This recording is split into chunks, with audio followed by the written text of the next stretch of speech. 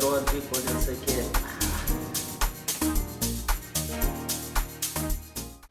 Welcome to 013 Golden Circle. For all of you who don't know me, my name is Mpumelelo Khoza. We are having a podcast today. Our guest, Mfundisi Thabethe. Mfundisi Thabethe, can you greet our viewers? Sanibonani emakhaya. I hope nonke ni right, mina right. Mr. Khoza wemngani baba. Mphilile baba. Yeah. Thank you very much for honoring the invite. But before we start to the formalities, I remember I had a friend who's a common friend to your brother. Okay. You know, I think Simon Kamalaki. Okay. So when I was interacting with your brother, I remember I think ekhaya nibantu benkonzo. Yebo. Yes, ngikhulele enkonzweni.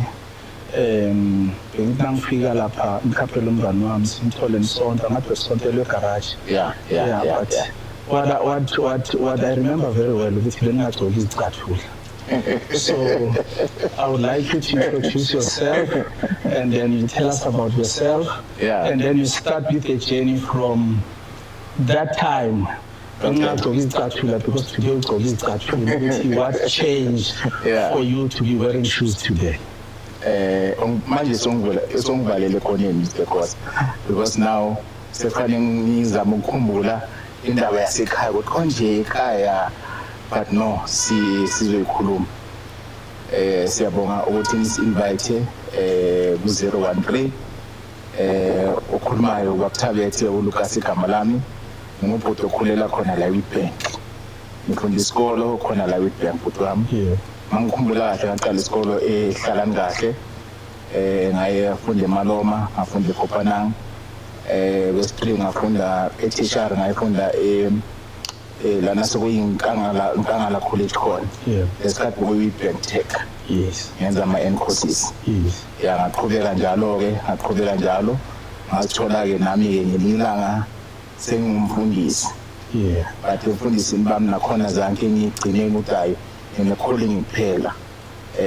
Ngayi-improve ngaya nasesikoleni, ngayiphusha indaba yesikoleni, ngayenza i-theology. Mangifika esikoleni ngaphusha 2010 ngiceda nge-diploma ye-theology. Yes. Emva kwalokho zanke ngisahlala ngachubeka ngenza ama-courses ahambelana nezebhayibheli. Yeah. Njengamanje I'm a chaplain. Yes. I'm chaplain Thabethe. Yes. Yes, butwa. No, siyabonga. Kodwa baba Thabethe umdojile ngifuna ungilandelele umlando wasekhaya. Okay. Wenkonzo ukuthi what kind of a church denomination was it? Was ubaba umfundisi or was he a bishop? Okay. Isonto exista. What really happened from that moment? And how much it inspired you to continue with theology? Ngiyacabanga ukuthi butwa mangikhumbula kahle each and everything iqala ekhaya. Yeah. So inkolo nokukholwa ngafunda ekhaya. Yeah. Njengoba uchaza ngendaba yaseZion, ngikhulele khona eZion. Mangikhumbula kahle ubaba beyanga ubishop. Yeah. Yeah, umntana kaBishop mina njengoba ngisona. Yeah. Yeah, and obviously bamba lapha eCrash. Hayi, ekushuba butwa. Hayi bokushuba.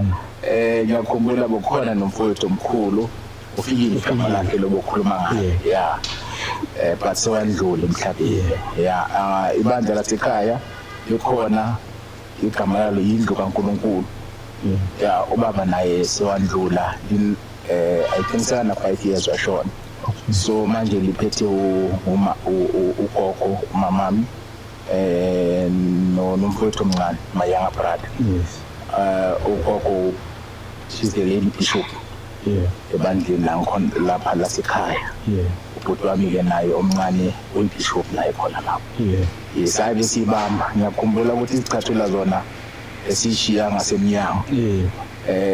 Leso sikhathi leso manje bokumnandi besithi masishile izicathulo ne besithola zisesenjengoba zinjalo. Angicabanga ukuthi nowadays ngathi izicathulo eminyango usithole sesinjalo ayidwami endlula nazo ungathatha amachance ukhumula isicathulo ushiye ngasemnyango yes yeah so ubudwami omncane uyeke kophethe uyobishop wakhona okay yeah uzwile igama lakhe so mangibuzwa uthi umama is the lady bishop ubhuti nguyophethe yeah you sound like someone who's divorced kule bandla lasekhaya yo nangathi ngibuzwa kahle mhlambe wabile wayezenze into yakho I'm interested in the transition what happened or you have a different theological view from what you've been brought up with okay lento isuka kanje kodwa ngathi mangishada yeah ngacheka okuBhayibheli ukuthi iBhayibheli lithi uzashiya uyihlo nonyoko onamathele umngakho yeah so ngashiya konke kwasekhaya yeah saqala into yethu nonkosikazi naye washiya kwakhe nami ngashiya kwami sahlanganisa saqhubekela phambili okay yes so inkonzo lengiyo are you still in the same denomination apostolic or you moved to another denomination okay when this thing nasibiza ngokuthi calling yeah i-calling yami bengekho enkonzweni yasekhaya yeah akuthi ngikhishwa mhlambe izintonyane i-calling yengikhiphi ukuthi no mina angibelongi lapha enkonzweni yasekhaya enkonzweni yasekhaya bale i-foundation yenkolo ukuthi inkolo kimi iyini and inkolo idlale i-role engakanani yeah i-calling yami ayikho lapha enkonzweni yasekhaya so your calling is it you are saying is in a different denomination yes which denomination is that abazalwane yes now the reason I'm interested to ask these questions is because you find most of the time abazalwane the apostolic and Catholics and all these other denominations uthola kuba ne rivalry on how they interpret the scriptures and how they understand the scriptures so awunayo lanayo ninake le i-calling yakho ayiclash ne denomination yasekhaya akuna rival uthi la le iBhayibheli lisho so ngathi bayenza wrong indlela right ngathi le so ngifaka kwenye indaba manje ngisho ukuthi ipolitiki yasemabandleni zama ukuthi njalo ukuthi ngifaka kwenye indaba manje kube bese ngobe ngiyazi babukhoza ngifuna izindaba yabona manje ngobe sikuzibaphi angikho kusho njalo ideep butwami indaba yokukhola ideep because apostoli ezayoni esikhathini esiningi amazayoni ahlanganisa abathi izinto zesintu nezinto zakaNkulunkulu yeah so la ngikhonza khona manje ahlanganisi yabona ahlanganisi asenze imithi masala sibhekana nento eyodwa which nami yilena engiyo okay yeah manje noma uyayithola manje ngiyayithola yeah so uqala discussion here. Okay. You just even laid a theme. Okay. It's just divertisa kancane from maybe what you have prepared. Okay. But this is a very hot seat. Yeah. Cool. And then we are here to share.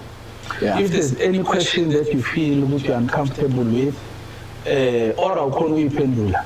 Yeah. You are just say, hey, cause or it's a blind spot. Yeah. Or I'll be ready. Or ngizokufuna izindaba whatever the case may be just say it with no asidlule lena anginayo impendulo ngisho ukuthi as we go along because some of these questions might make you feel uncomfortable and the aim is not to attack you the aim is not to embarrass anyone so I'm actually interested kule mix masala but it's not part of the theme of what we've prepared. Can I ask a question and then we just go back to if you cannot answer it, it's fine. Yeah. And then we can go to what we've prepared. Yazi enkonzweni baNesithi umoya yosinidayo. Yeah. Thina singa prepare ngokwethu. Yes. But mase sifika manje sikuhlangene enkonzweni uNkulunkulu kube uye ofuna senze the way senza ngakhona. No, So ngisho ukuthi ngiyakukhulula bhuti wami. ngiyabonga bhuti. Yeah. Mfundisi, I get very worried as an African man. Ne? Yeah. Ngingumuntu womdabu. Angisho ukuthi nangithi ngumuntu womdabu, ngisho ukuthi ngenza amasiko wonke ngiyawalandela, ngigcoka amabheshu. As I'm sitting here, I speak with you, ngiyastruggle nokukhuluma nangesizulu because I'm also colonized. Yeah. I'm influenced by my colonization. That's why I speak to you in English. But kufuze ngiyosikhuluma ngesintu. So but khona lento le esenze ukuthi esi-influence ukuthi nesintu sethu ngathi asisakhoni noku-addressana ngaso. Yeah. So, and then in issues of faith, when I hear umfundisi athi kunezinto zesintu asidivani ngaso, kube thina singabantu besintu, singabantu bathi ngesixhosa singabakabantu. Yeah. And then bese kuba nenkolo ethi isintu asimele eceleni. Yeah. Ne? Bese ngiyazibuza ukuthi yiphi le culture ekufuze kahle isidominate, why inga-accommodate ngalesintu sethu. Okay. Bese-ke ingifaka kupolitiki eningi le nto ukuthi asithathi mhlambe ama-culture wanye abantu ukuthi a-destroy lo buntu bethu na ngokwenkolo. Kodwa lo mbuzo ngibuza wona ubalulekile. Yeah. Kakhulu. And into esenza isikhathini esiningi singazwani. Yeah. Noma singahambelani. Yeah. Because sisuke silahlekele ubuntu bethu. Yeah. Inkolo isenza ukuthi silahlekele ubuntu bethu. Yeah. But now umbuzo wakho mina inkolo engiyo ayihlanganisi inature kaNkulunkulu noNkulunkulu. Angazi noma ngiyangithola na. Ngiyabuza. Inature kaNkulunkulu ayihlanganiswa nomnikazi wenature. Inature iyodwa, uNkulunkulu uyedwa. Yeah. Sethina sifuna ukuhlanganisa umnikazi wenature nenature yakhe. Angibuzwa bamfundisi. Nangithi ukuthi ang-understand. Yeah, ngizoku-understand this. Ngomsebenzi esiwenzayo. Umsebenzi wamateksi. Yeah. Kune-owner, kuno-driver. Yes. Ne? I-driver uyasebenza. Yes. Bese i-owner iphethe. Yeah. Ne? So thina ngiyafanisa. Thina sazi u-driver, asazi i-owner. Yeah. uNkulunkulu ungumnikazi wemvelo. Yeah. Thina sisuke kuNkulunkulu saphilivela kakhulu emvelweni kaNkulunkulu. Angazi noma siyangibamba na. Ngicela simuva kancane. With my understanding, once you start ukukhuluma ngoNkulunkulu or you talk about God, Yeah. Definition, and I'm saying subject to correction, I'm sharing to the knowledge that I have. Yeah. Ukuthi uNkulunkulu is the sum total of everything. Yeah. Ne? Which means if you are sum total of everything, which means he's everything. Yeah. Which means there's nothing or anything that he is not. Yeah. If you would ask me, he's also this mic because he's Yeah. part of the whole. Yeah. So nase ufaki separation, nature yakhe kunoNkulunkulu, that Yeah. nature is part of it because Yeah. of the sum totality. Yeah. Yeah. Nginkinga nokuhlukanisa uNkulunkulu as if is in with the understanding that I know, which should be corrected. Ukuthi there is his nature, there is him. Yeah. But there is nothing that he is not. Yeah. Yeah, sidlula njani-ke lapho to someone would ask you a question, would give you a definition like the definition that I'm giving you. Angithi the way mina ile way understand ngakhona ngithi Yes. ile way nami understand ngakhona, ne? Ukuthi sisuke angazi singa explain, sisuke siza senze noma sikhonze imvelo kaNkulunkulu, ne? Sikhonze umfundisi Thabethe ayimvelo kaNkulunkulu, sikhonze lehlahla siyimvelo kaNkulunkulu, ne? Singasakhonzi umnikazi walemvelo ongumnikazi kaThabethe, sithoke sidumisane thina sisodwa singasalithi lonkudumo lakhe simnikele umnikazi walo the way uyichaza ngakhona wena uthi masidumisa lihlahla sidumisa uNkulunkulu the way sidumisa uThabethe ngakhona sidumisa uNkulunkulu.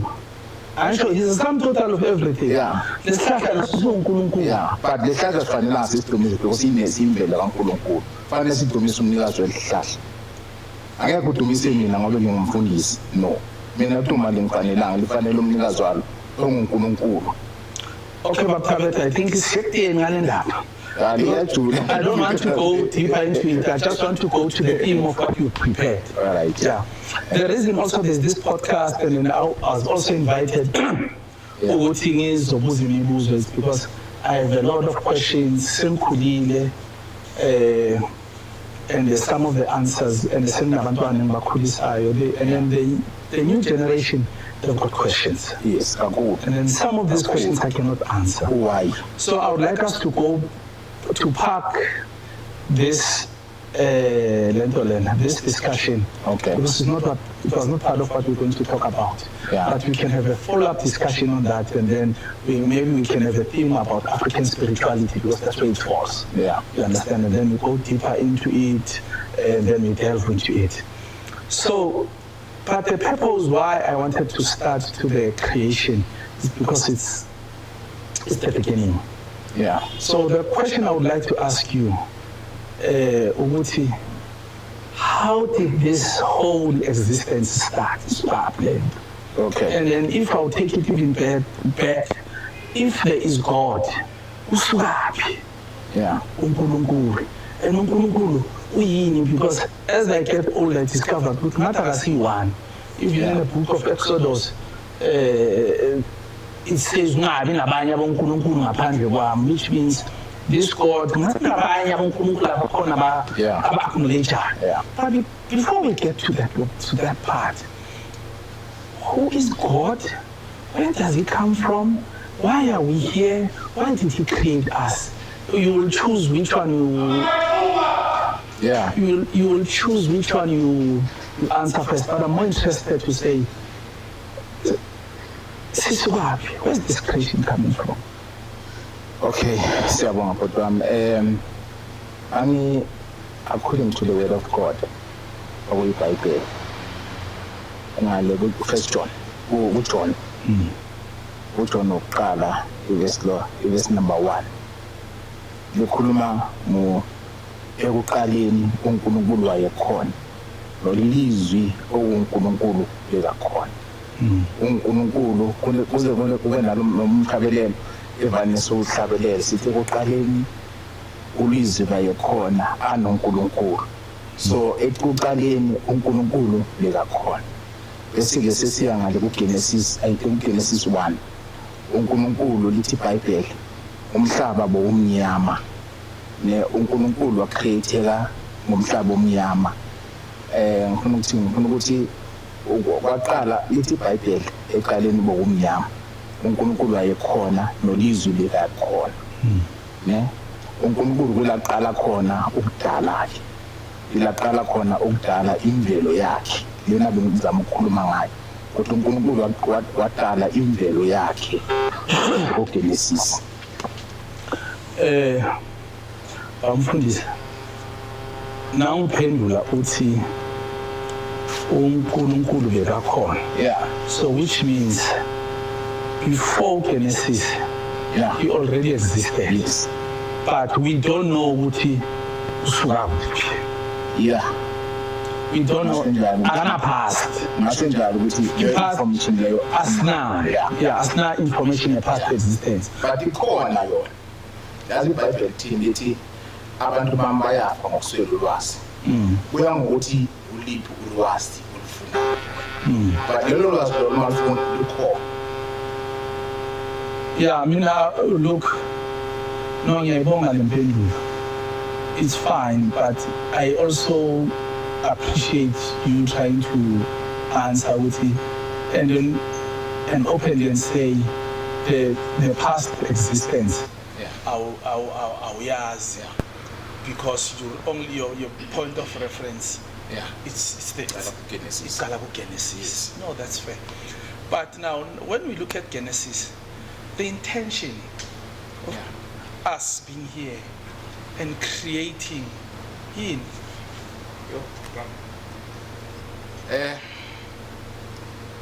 ireason nokuthi uNkulunkulu asibuyele emuva uGenesis 1 kuverse number I think lenzansi kunalana lithi us 2 Mfundisi, as we talk about issues of creation, and I think ngizobuza 2 questions. The first question would be, what is it that God has created?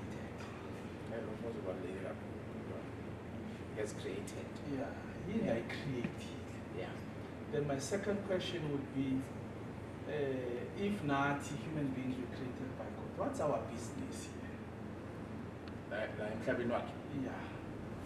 Okay. Must read the Bible.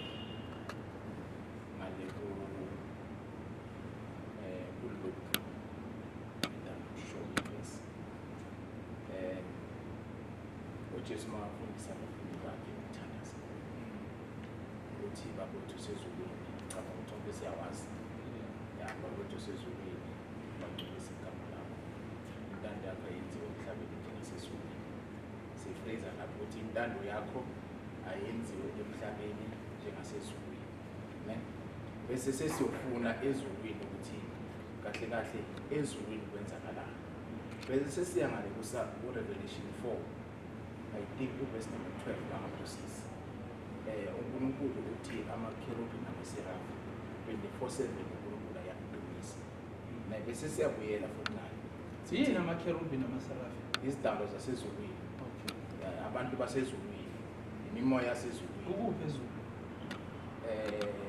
izulu kulesibhakabhaka khona amazulu khona izulu khona amazulu la uNkulunkulu atholakala khona ezulwini lesi3 ayingaki ayi3 engatholile buka yi2 iBhayibheli ithi ayi3 bese ezinye izincwadi ikhona enye bengibhizi ngayo manje incwadi ikhuluma nga10 but mina ngifocuse kakhulu eBhayibhelini eBhayibhelini lithi kuna 3 kunelizulu esilibonayo lesibhakabhaka kube nezulu lana I think amasolo ethu aphelela khona mangihamba kulomhlaba bese kuba nezulu la uNkulunkulu ahlala khona. So la amasolo ethu aphelela khona awafiki uNkulunkulu. No, sangafika. So ku wrong ukuthi umphefumulo wakhe usuke uNkulunkulu kuphela. Ukuthi umphefumulo wakhe umuntu mhlele semdlulile emhlabeni. Simphefumulo wakhe uNkulunkulu uthethe. Angithi lapho sikhuluma angisho umuntu masifunda kahle uGenesis kuhlukaniswa kayi3. There's a body, there's a soul, there's a spirit. Yes. Yeah, so umphefumulo wakhe isoul yakho yiyo lena eyiwo. What's the difference between the soul and the spirit? Angisho uyaphefumula. Yeah. Lenye iphefumulelayo lithi iBhayibheli uNkulunkulu maceda ukwakha umuntu. Yes. Okay, thibuyele. Number 1, iBhayibheli nalo kuGenesis lithi asenze abantu ngomfanekiso wethu. Yes. Basifuze. Ne? Ukucala uyasakho uNkulunkulu nesoul. Lena esifuze yena ngayo. Because masikhumbula kahle uNkulunkulu uyispirit. Akanamzimba njengami. So you don't umfanekiso ukhuluma wesoul. The image is the soul. Yeah. Okay. Yesoul. Bese uNkulunkulu sayaqedile wakha lesoul, wakha lo mzimba. Yes. The question yakho la ikhona khona. Ukuthi uNkulunkulu sekawakhile lo mzimba. Wasihlalisa la emhlabeni. Why uNkulunkulu ahlalise la emhlabeni? Yes. Umbuzo wakho athunjani? Yeah. I-reason ukuthi uNkulunkulu ahlalise la emhlabeni ukuthi sizomdumisa. Only. Yeah. Ukuthi sizomdumisa kuphela. And then mesuthola la, what will be his benefit? Awuthi ngifanise nje nawe. Angisho umkhoza. Yeah. Ukhoza mabamthakazela uthola uthola ukuduma or uthola ukuphakama. So uNkulunkulu masimdumisa siyamuphakamisa. Impakamo ifanele yena, udumo nezibongo zifanele yena. But mfundisi now ukhuluma ngokhoza ukhuluma human being. Yeah. Mina if ungipraise, yeah, it boosts my ego. Yeah. Because I'm human. Does God have an ego?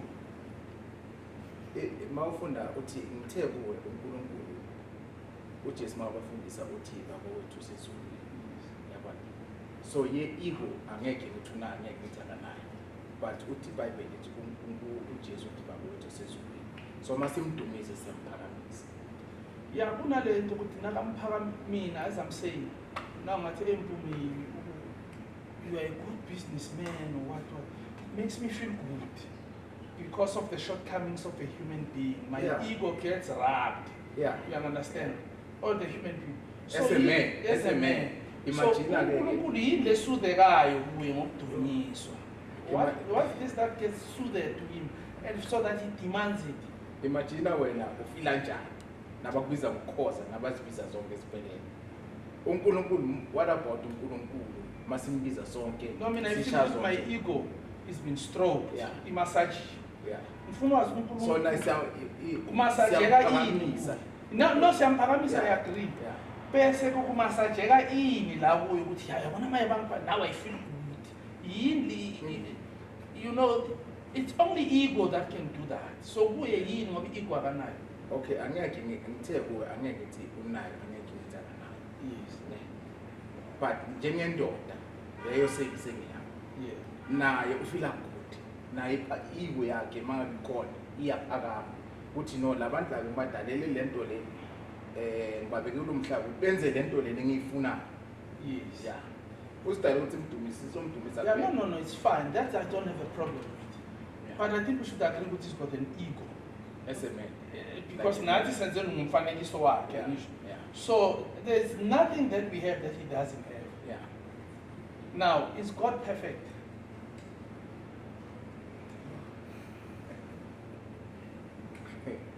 He's the only person or perfect. Yes. Yeah. Is his creation perfect? You're corrupt. Be perfect before, but you're corrupt. Adam, no Eve. Be perfect. What matter to work on the Genesis? What he is umhlaba wamuhle. Yena was praise what umhlaba wamuhle. So ngenxa yokuthi umuntu wayelesonini kwaba corrupt yonke.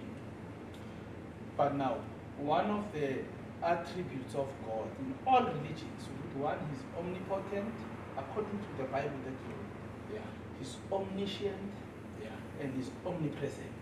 Yeah. Now to omnipresent, it means he's present everywhere. Yeah.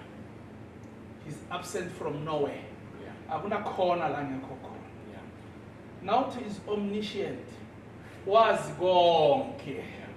He even have what you call he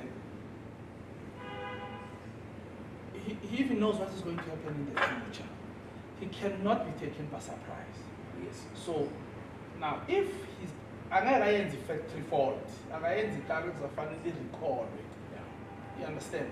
So I have a problem with the fact that his creation can be perfect, Yeah. and then you are corrupt. Yeah. When you do this creation we are imperfect. For a mere fact that is open to be corrupted, Yeah. we are imperfect.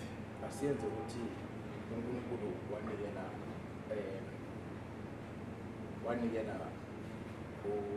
No, before the free will story. Yeah. I think you are coming there. Yeah, No, let's not go there. Let's not go there because ngizokubuza omunye umbuzo. Siyavumelana ukuthi deliberately he didn't create a perfect creation. No, mina ngeke ngivume. No, but iya corrupteka. No, mina ngeke Okay. ngivume. But iya corrupteka, uyavuma ukuthi iya corrupteka. corrupteka, yeah. But if it was perfect, Iwili. Ukuthi wamnikela iwili ukuthi okay, not right. Let's use the free will. Let's go to that one. If I have a free will, which means I can do whatever that I want to do without reservation and without a consequence. That's a free will. But akhona ama-condition angisho. Then it's no longer a free will. Nginikelile iwili but akhona ama-condition. No, once in a condition is no longer free. It's conditional. If it's free, it can't be conditional. Once it's conditional, it's no longer free. Yeah. Listen to so.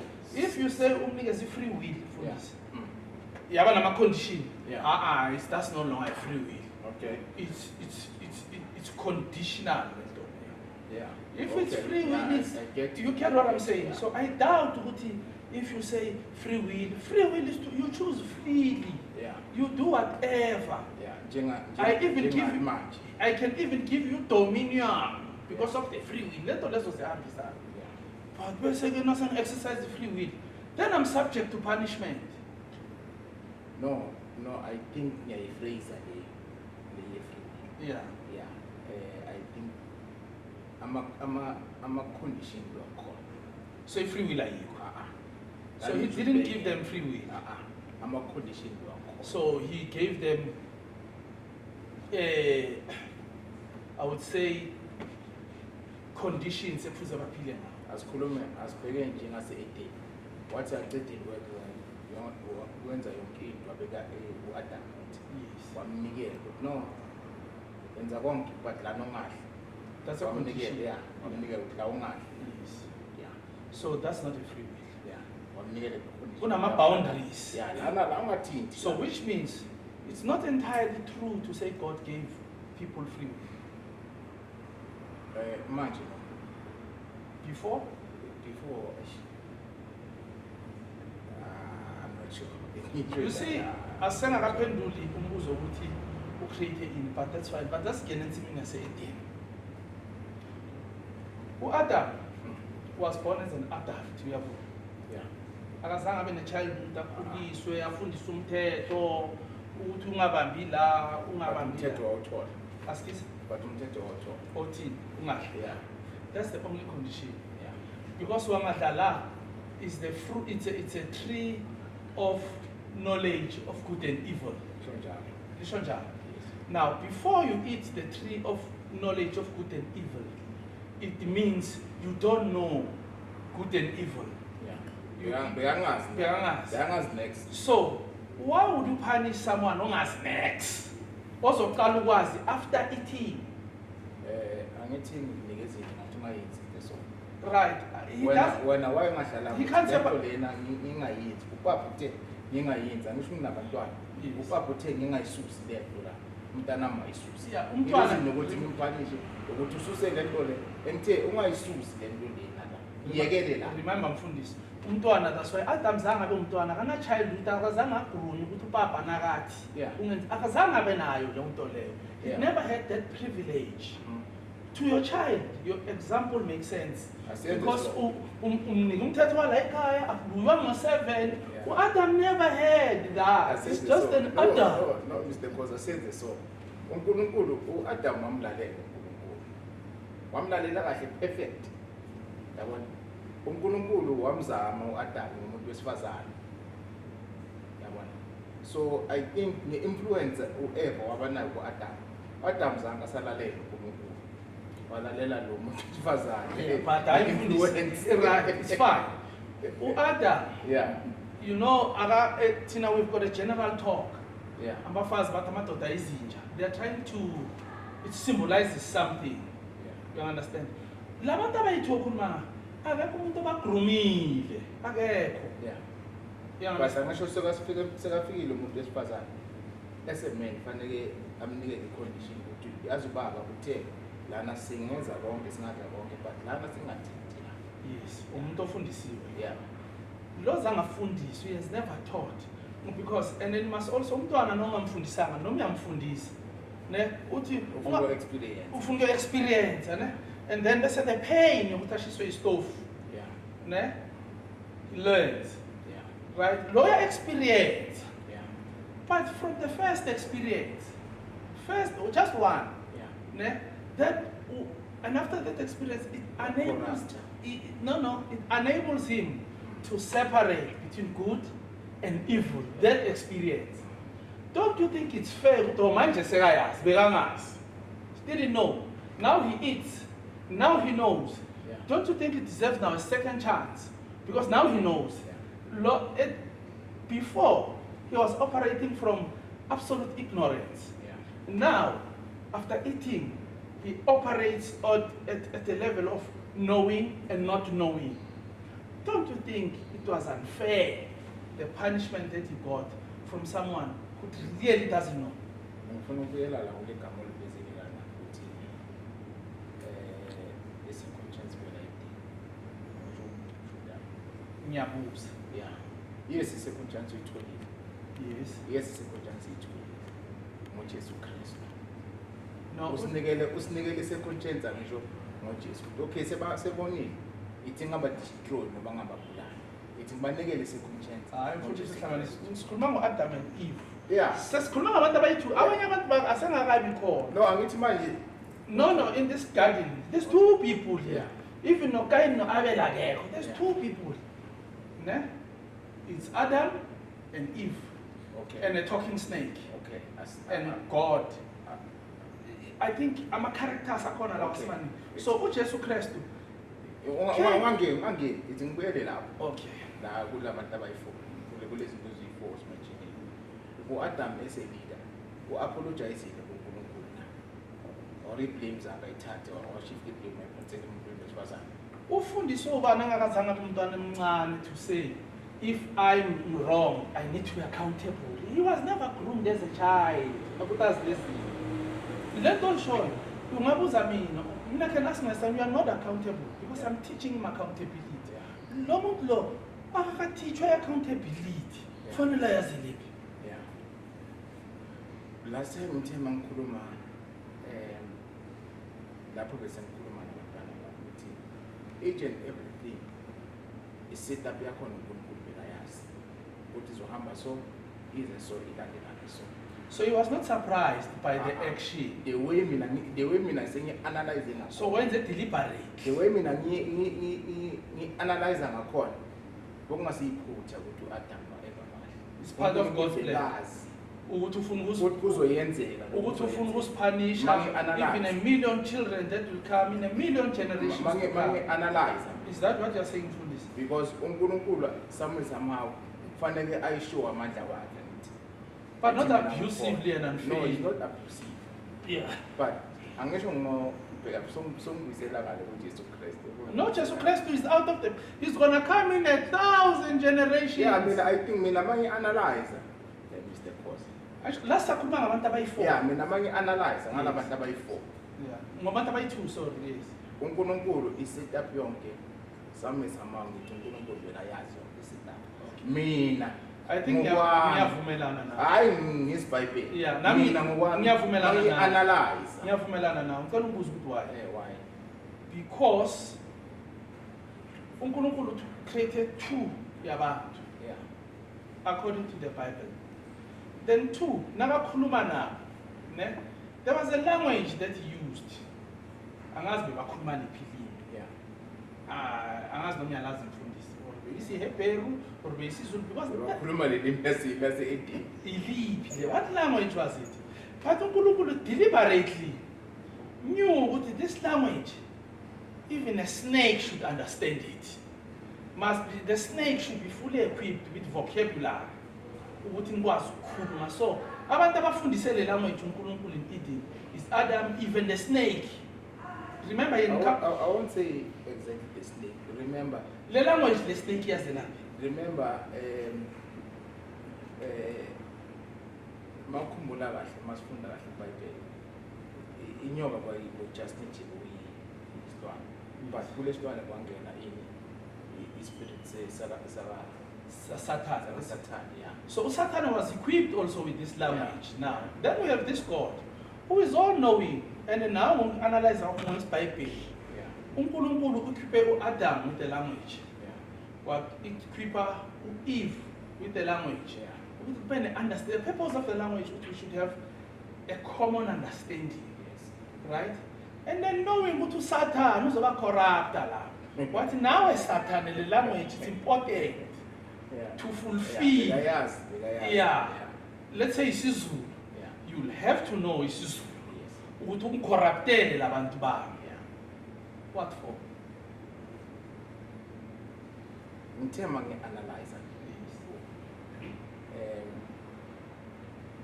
sekabadalile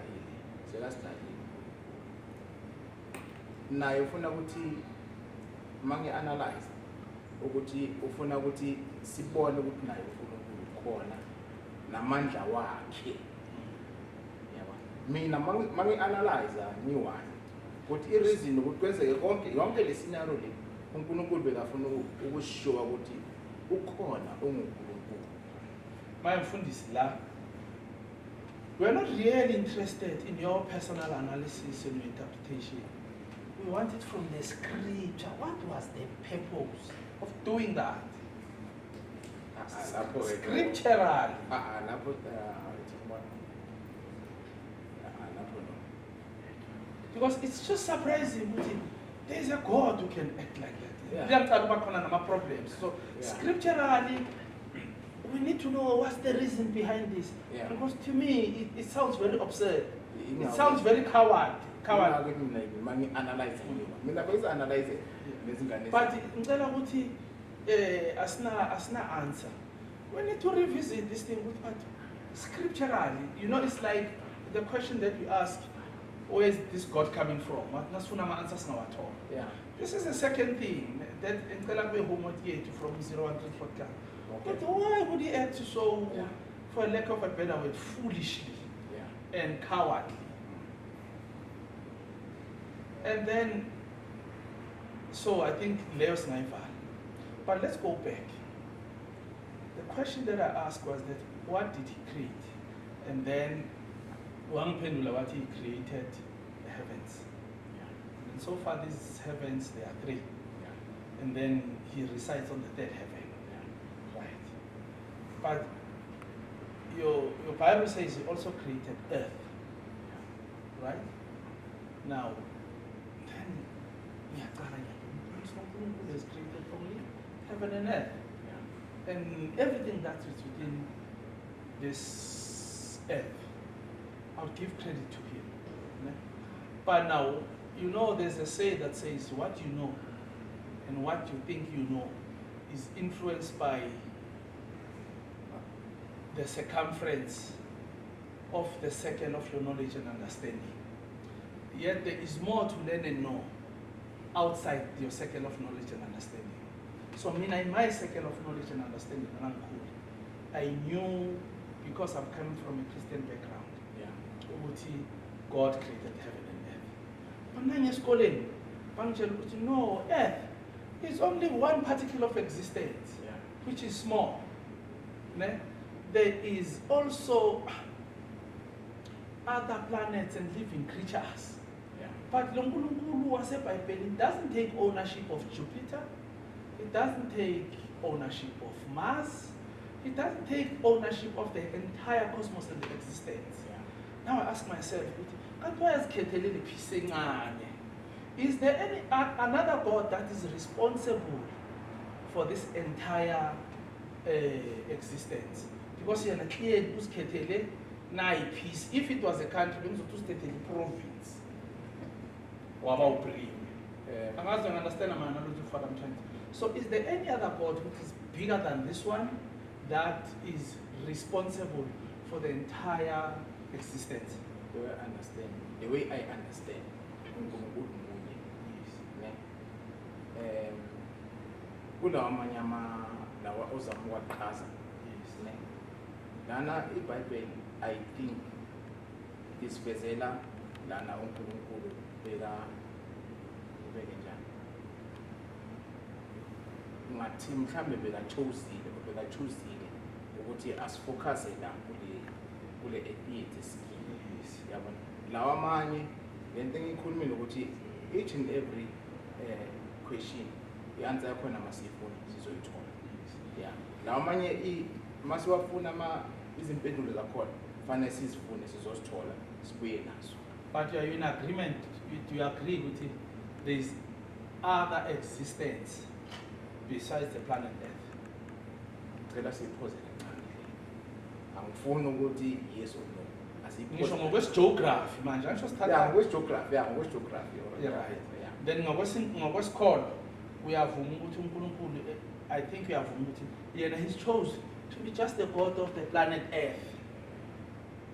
Who concern Earth and the heavens in the planet Earth only. No, Mr. Khosangeke ngithi ngiyavuma. Uzothini? Ngizothi yinga ukuthi asiyiphoze kancane. Okay. Asiyiphoze kancane. No, ngiyabonga baba. And then I'm very interested in uNkulunkulu. Yeah. When you read That's angisho baningi. abonkulunkulu Abonkulunkulu. yeah baningi There are more than. Which one is yours?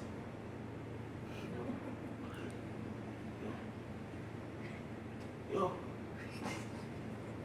like vele ufuna kuphendula umbuzo loyo Yes, there are more than 5,000. Ufuna ukwazi ukuthi lo wakho umuphi. And how sure ukuthi wakho is the right one? mina yilona uNkulunkulu create yonke into They all say that. Who does angeke it? angeke ngikhulume ngalabo abanye Okay, I said Because- so. I because- said so. Is God a title or not? no it's God Is it not a title? it's God Yes. Oh God, it's like, is it saying now to God? Is it a title like saying a king? Or is it a particular entity? Because if It's God. now it is God. God, there are many. yeah it's not God it's God No, now because there are many, so man fabu s. yeah mina ngikhuluma ngo-God it's only God No. That's singular. yeah So would we want? yeah No, then mina kimi No. not kulaba abanye mina kimi it's only God not Right. gods yeah. yeah But we have uthegimi baningi. So Masi- in plurality. Okay, in Islam yeah there is okay, the yazi ngeke ngiphendule wathi what I lo uNkulunkulu lo divide ke kayi 3. Father, Son, Holy Spirit benzosho ukuthi uhlukile kwa Muslim because Yeah. we one. yeah Uhlukile ku Buddha because nama characteristics. So ungihluleka ukungidefine ukuthi wakho yimuphi. no wena zanke ungene zanke ungibuze ukuthi ngize ngifinyelele kuloko nofuna ngiphendule Okay. mina Lo wakho yilo kayi 3. the way mina ngiphendule Ngicela ukubuza, wakho yilo kayi 3. nofuna ngiphendule yeah Yilo kayi 3. yeah Ubaba, Indodana. uyindodana, Umoya oyingcwele. umoya oyingcwele. Yes. Right, yilo wakho. Yabona manje sesikhona ukumdefine. yeah Yeah. Yeah. So we 3 in 1. yeah Right. So Lord God nakayi 3 in 1. When Jesus came, he came in a human form in the New Testament yeah after many generations. Right. So never create God. Okay, 3. Ucreate bayingakhi ngoba uJesu akekho. uJesu comes in a New Testament. Usan bekakuphi la in the beginning. uJesu Kristu Yes. Usan. Angifuni ukuthi uJesu yonke Kristu. Usan. yonke into bekakhona So usan bekakhona right. yeah Okay. Usan bekaso ne Holy Spirit beyikhona yeah nawe bokhona from the beginning. yeah Okay. nami bengikhona That's another subject. Yeah. See, uzongiconfuse and ungangifaki lapho because I don't know, but it's okay. Yeah. So now, sonke besikhona what you are saying, Fundis, I want to put it simple. yeah The 3-part God, the Son has always been there. yeah It's just that in the New Testament, the Son manifested himself as a human being. yeah sekunelezini bedwayo ngithi Yeah, no, it's fine. So, uNkulunkulu la abulala khona abantu, nalo Son uyabulala. uNkulunkulu Yeah, God, when athena abantu Okay, babe it's- matswayi, ithi senze so ukhona ubuntu bakaNkulunkulu ukhona ubuntu bakaJesu Kristu uJesu Kristu uyakwata or wakwata uJesu mathola abantu bathengisa ethempelini lapho sithola ubuntu bakhe ufika ufaka isambuku yeah. yeah ufika abashaya But that doesn't answer my question. Angifuni siye ku-New Testament, ngifuna sicalela ecaleni. You know, when ensimini yase-Eden, yeah uNkulunkulu akwata for a term that we are using, akwata Adam and Eve yeah and give them a punishment. yeah For Adam not taking accountability, angayifundiswanga uNkulunkulu, you know. So not just is part of this thing. Ne? yeah ukhona Ukhona la. yeah Then when uNkulunkulu athi kuMose kill these Canaanites Yeah. because they've decided ukuthi bazenzele ubulale nomntwana ungashiki next yalabantu because they decided to worship a golden calf. uJesu is part of this decision. uLord nakathena into tswayi uJesu he's part of this decision. yeah When the Egyptians are drowning yeah in the sea, is part of this thing. uJesu khona kuyo yonke lento le. When the whole earth gets flooded, ngozamcolo. uJesu is in agreement nalezinto lezi. Ne? The Holy Spirit. Right? So all these atrocities and evil that was committed by God, Jesus is part of it. And then will it make it easy to say, Mara uJesu kahle kahle na ufela izono zethu or zakhe lezi bebantu bazenza in the Trinity? No, asikhulume so. I shouldn't have ngisho ukuthi lezi zabo Ngiveze something ukuthi so kancane mfundisi kunalezono bebazenza within the Trinity. Zifela ubani?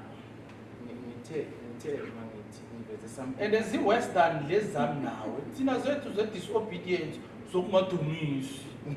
You know, ngiveze something ukuthi okay. ubuntu Yeah. bakaNkulunkulu. Ubuntu bakaNkulunkulu. uNkulunkulu bakufanele uyabulala uNkulunkulu bakufanele abulala. Kodwa ngiveze ngisho njalo eBhayibhelini. No Jesu khona. No Jesu khona. Nomoya ongcwele uyabulala. Yonke into ikhona. Yes. uNkulunkulu before uJesu azoba khona azo exist bekakhona. Ecaleni bekakhona. Umoya ongcwele bekakhona. Yabona. Kodwa uNkulunkulu bokhona bokudominate Letoshodayo la ulizwi ne. Kuno Jesu kunomoya ongcwele uNkulunkulu. Izwi yena ungena phi yena la? Ngo uNkulunkulu before bonke bebakhona bakulo. Ne? Yeah. uJesu sekafika ngani manje? Masekeyeza ngapha kuNew Testament. He comes as a human being. Yeah, mayisekeza ngapha uNew Testament. uNkulunkulu lana bokusebenza uNkulunkulu. Ne? uJesu bekakhona. Ne? uNkulunkulu. But uJesu bengaqala uthini? Benga operate. No, bebasebenza boyi-3. Yeah.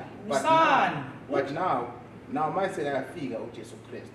Kula kuqala khona i-era kaJesu Kristu. Lana siyaqala ukusebenza khona manje. Ngicela ukubuza, when Jesus comes as a human being, is he still part of the Trinity? Usese usani usahleli le? Yeah. Usise usani, yeah. Okay, uba usani ngale and then uba uNkulunkulu in a human form. Yeah. Is this not confusing? Does it not defy logic? Angithi that is why Akana twins phela lo. ingako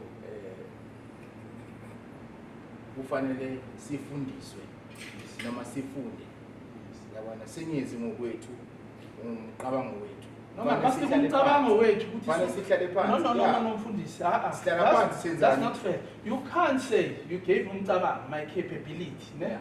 as a human being.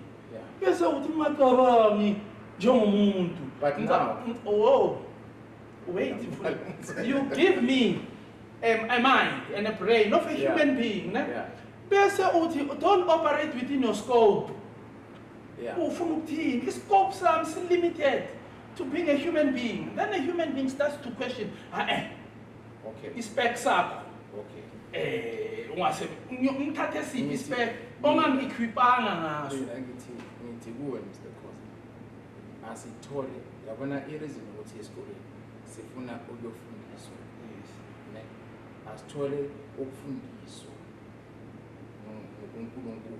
Sithole ukuhlaliswa phansi. Sifundiswe ngoNkulunkulu ukuthi masikhuluma ngoNkulunkulu sikhuluma ngobani. Masikhuluma ngoJesu Kristu sikhuluma ngobani. Masikhuluma ngoMsathane sikhuluma ngobani. Masikhuluma ngomuntu ukuthi sikhuluma ngobani. Uthi uNkulunkulu ngithe ngiveze something kancane ngathi uNkulunkulu ma-create umhlaba ngani uJesu Kristu bekakhona. I would agree with you if there's an image. Yeah, if there's an image, yeah, I'm sure. Then we are also saying, now Begapon. Then we are also saying we are all gods. Even a rapist is a god. iBhayibheli lisho njalo. Yes. Kule situation wena ubhekene nayo unamandla ukuyichange. Yabona? Isimo leso nobhekene naso unamandla ukusichange. Yeah, no, the kingdom of God lies within you. Yeah. No, not in a first heaven, second heaven, third heaven, or Yeah. that's Jesus teaching. I may ask, which kingdom is he talking about that resides within me? Because Jesus, he says the kingdom is right, is within you.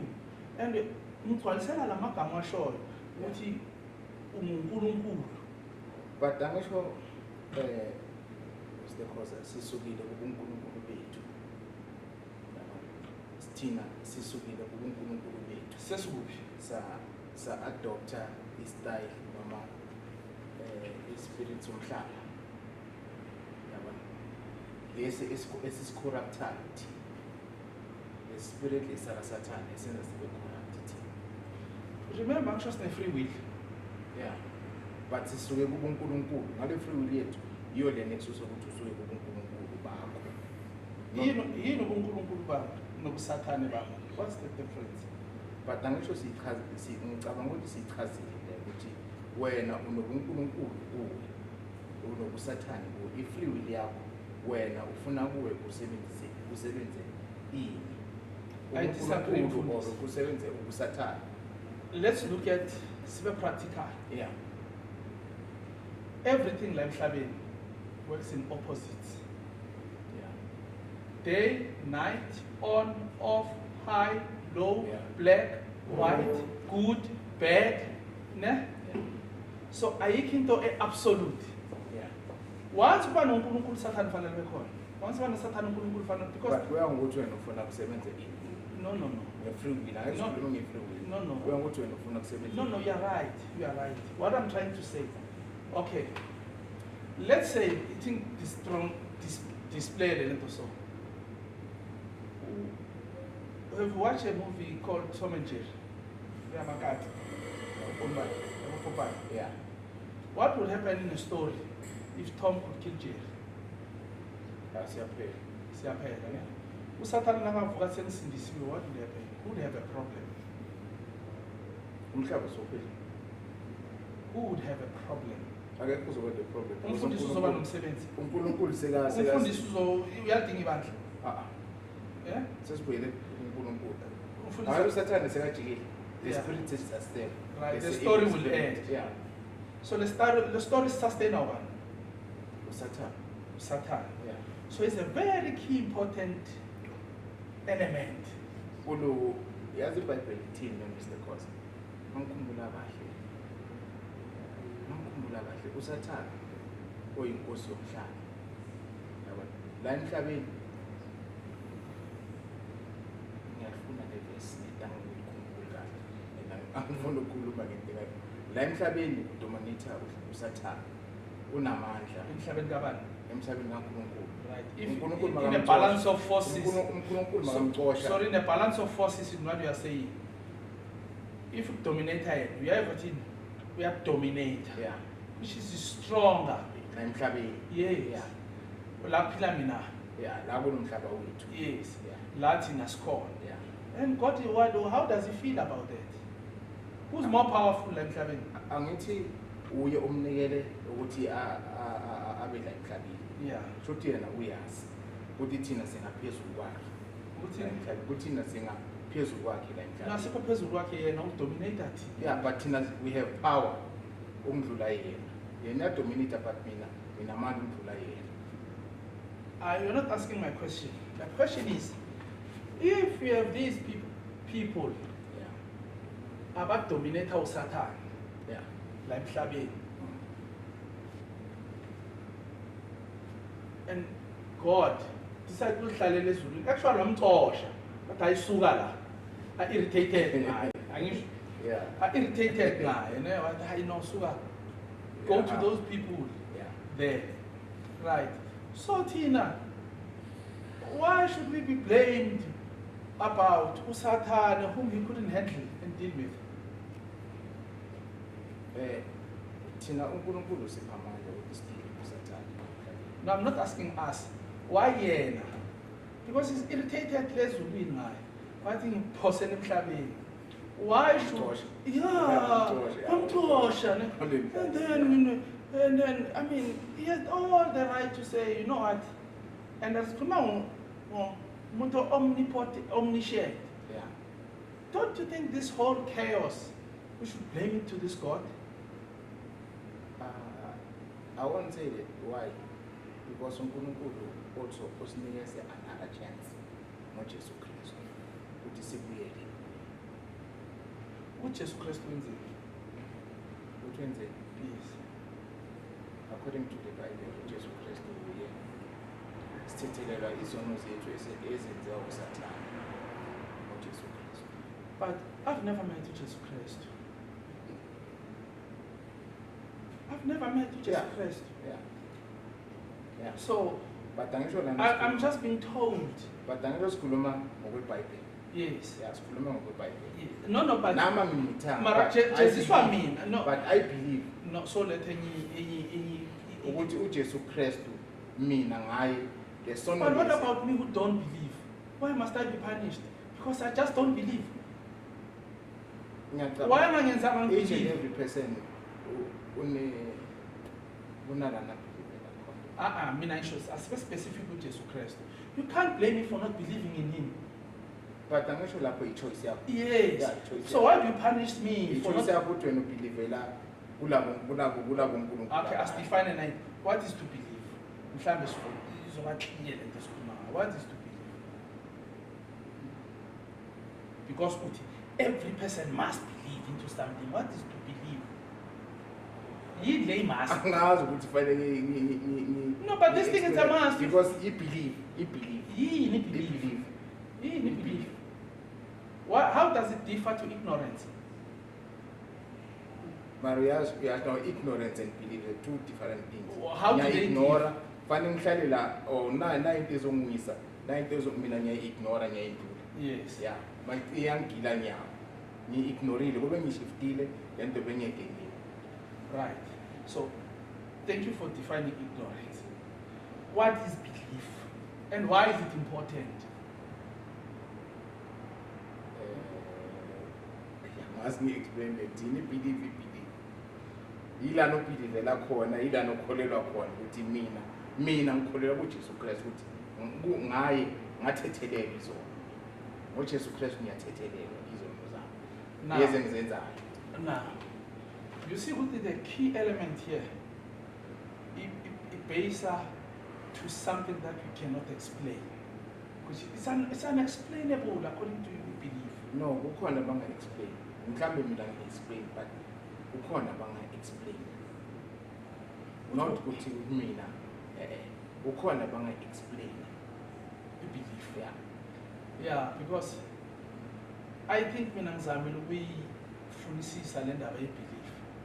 Ngithola into ehamba ayibi evidence.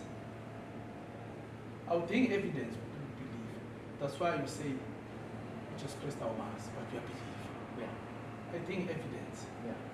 I think logic. Ne? I think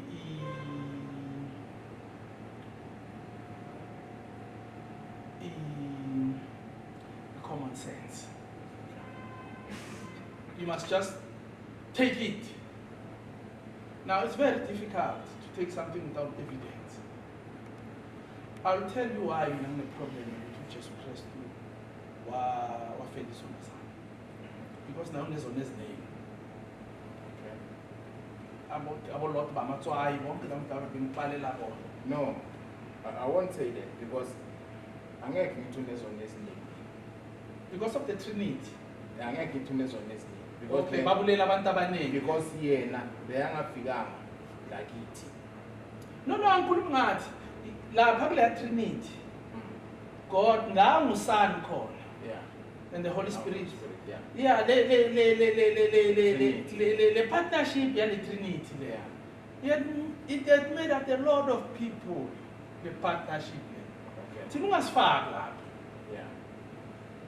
But angisho nawe. And I wouldn't allow myself. Opinion yakho nawe. No, it's true. It's in the Bible. But opinion No, yakho. but it's in the book. It's in the Your book. opinion yakho. No, uLord zangathemba itswayi, zangatshintsha beyitswayi. Beyanga opinion uNkulunkulu.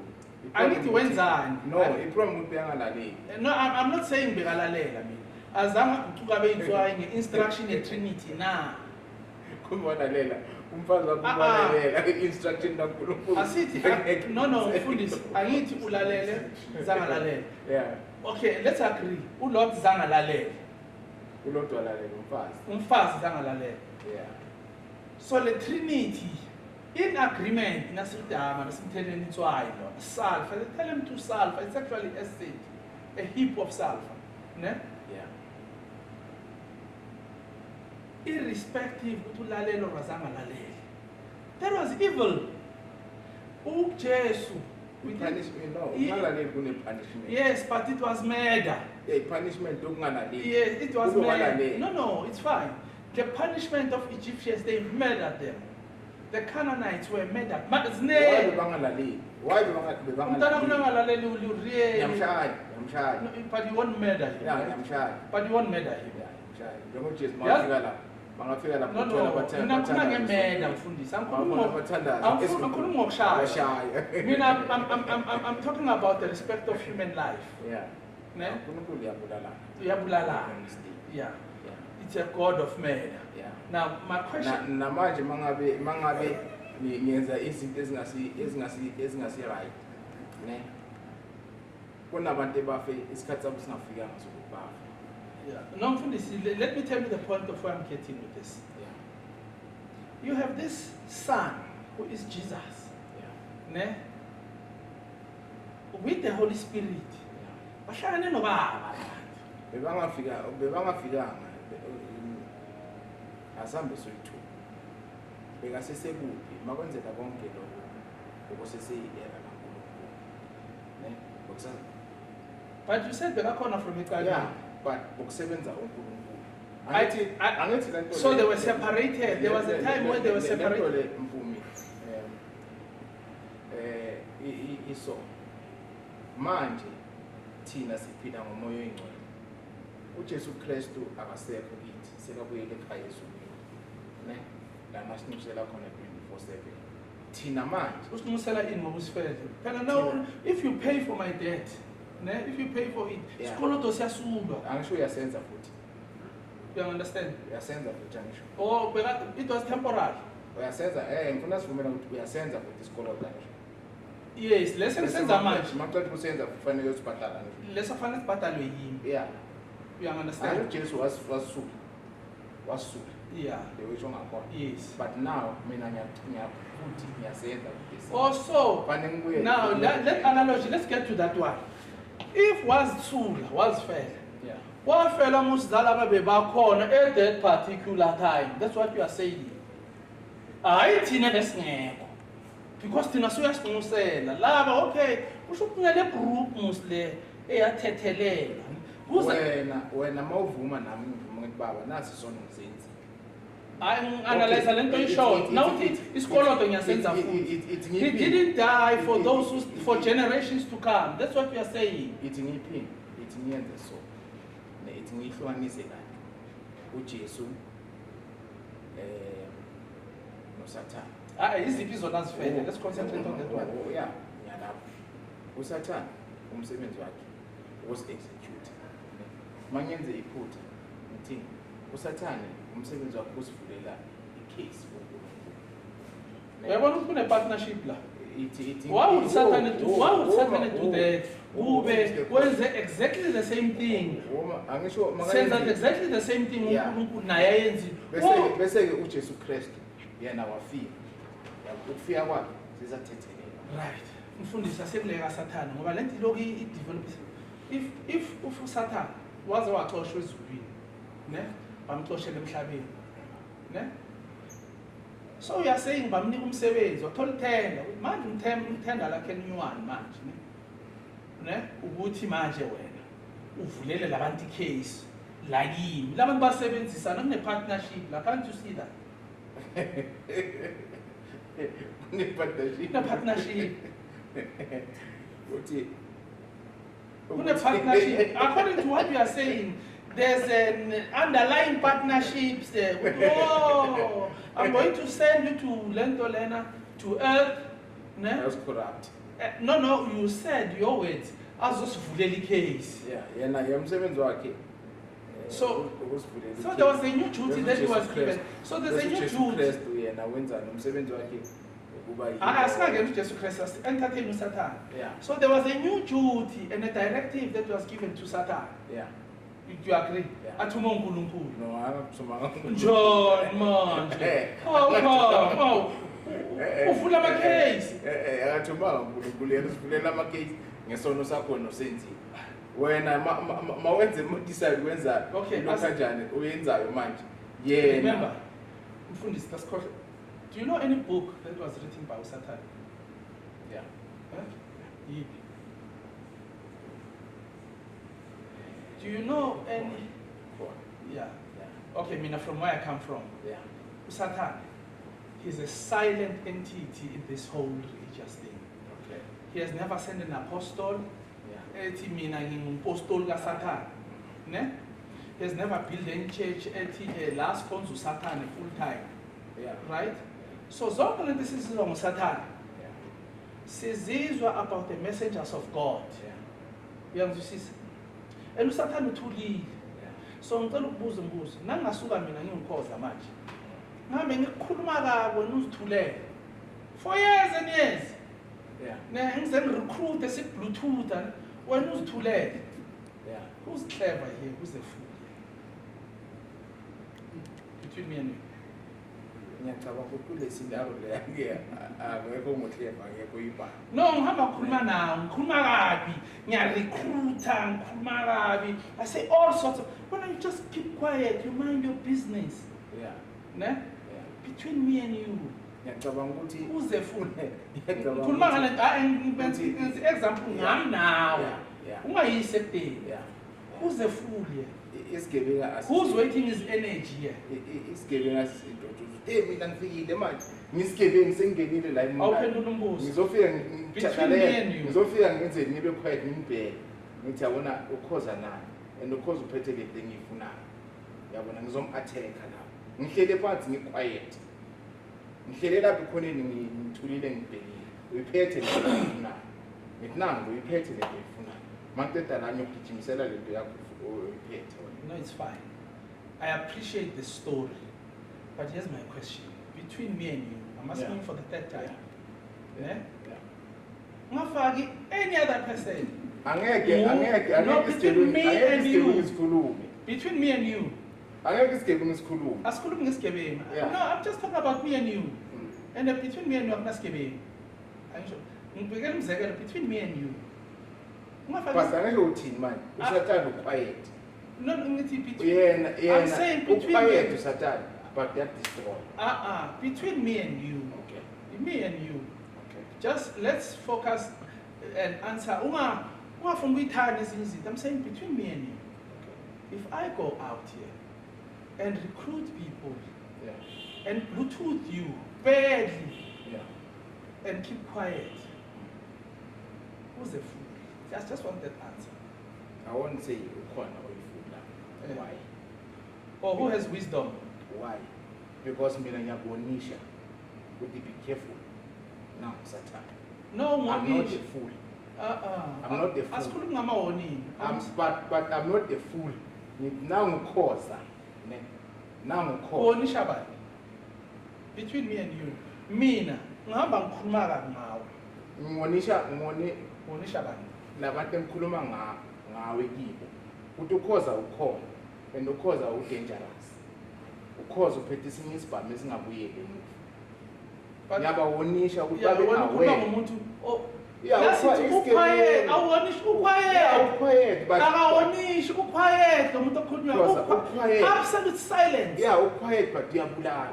Asithi wenza uquiet. Yeah, but uyabulala. Let's khuluma ngegossip. Angeke nami Sikhuluma ngisukelele. ngegossip la Angeke mfundisi. nami ngisukelele. Sikhuluma ngegossip. Angeke This Mr. other one Khoza. gossips, the other one keeps Angeke quiet. Mr. Khoza ukuthi ngikwazi. Ngiyakwazi ukuthi umuntu onjani. Ne uyafika komunye umuntu uzofuna ukumdestroy.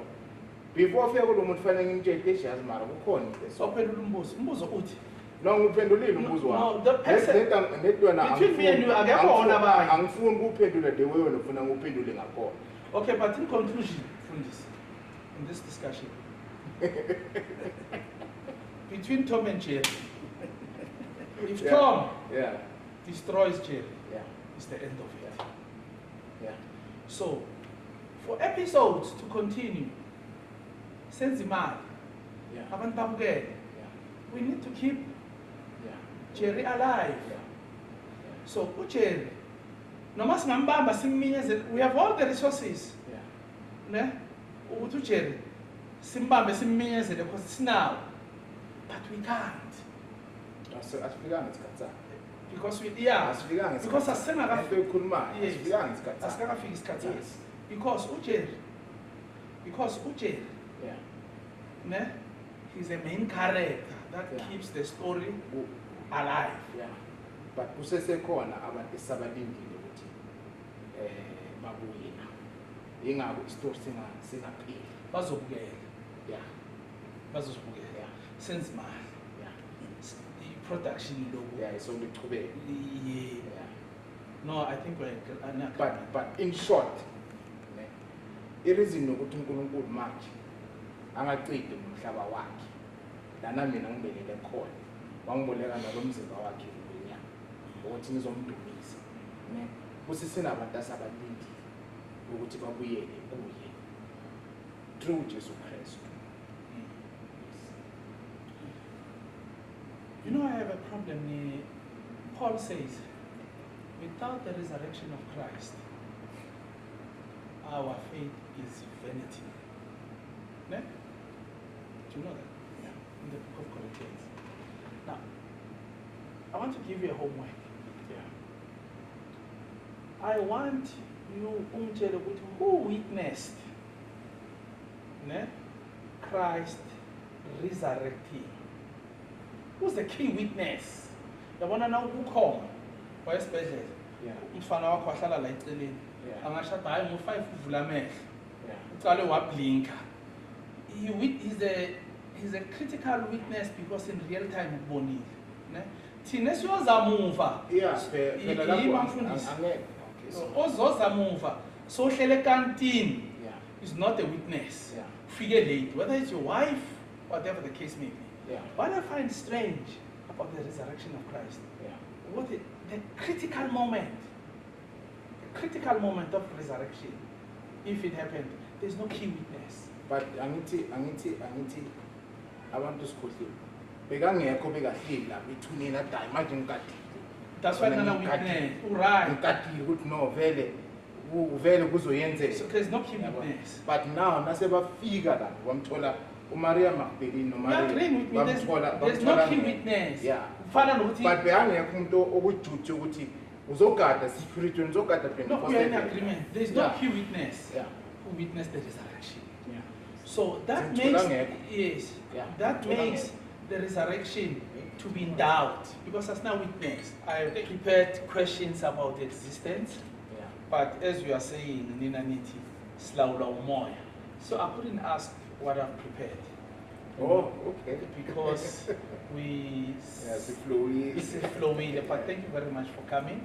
Yeah. And then I hope some of the information was it was informative to us and the viewers in Makaya. So and I also hope now maybe there's also some blind spots in our homework. I hope we will meet next time. Thank you very much. So encourage and please subscribe to YouTube channel because we need more viewers. Yeah, thank you very much.